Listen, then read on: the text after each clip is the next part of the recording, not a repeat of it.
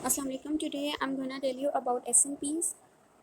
SNPs, it is also pronounced as SNP, stands for single nucleotide polymorphism. SNPs are locations within the human genome where the type of nucleotide present, A, T, C, G, can differ between individuals. SNPs are the most common type of genetic variation found among people. At least 1% of population must contain the same nucleotide variation for it to be considered a SNP.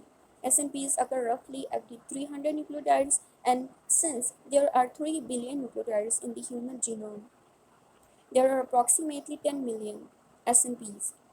Over 99% of the genome is identical between individuals, so SNPs provide researchers a way to study the genetic root of the differences that are apparent across the human race. Although the most SNPs have no effect on health, they can be important tools for genetic research. For example, SNPs are the basis for genome-wide association studies that allow researchers to determine regions of the genome that may be important in disease development. The identification of disease-causing mutations is an important first step in developing a therapy.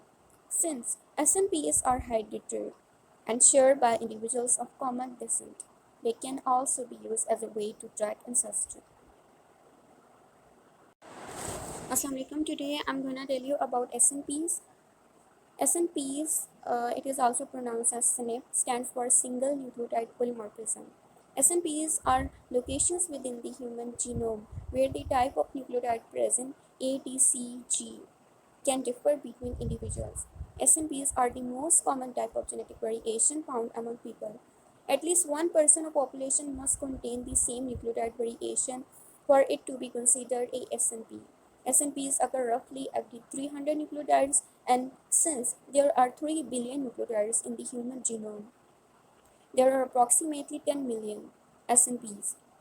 Over 99% of the genome is identical between individuals, so SNPs provide researchers a way to study the genetic root of the differences that are apparent across the human race. Although the most SNPs have no effect on health, they can be important tools for genetic research. For example, SNPs are the basis for genome-wide association studies that allow researchers to determine regions of the genome that may be important in disease development. The identification of disease-causing mutations is an important first step in developing a therapy. Since SNPs are hereditary and shared by individuals of common descent, they can also be used as a way to track ancestry.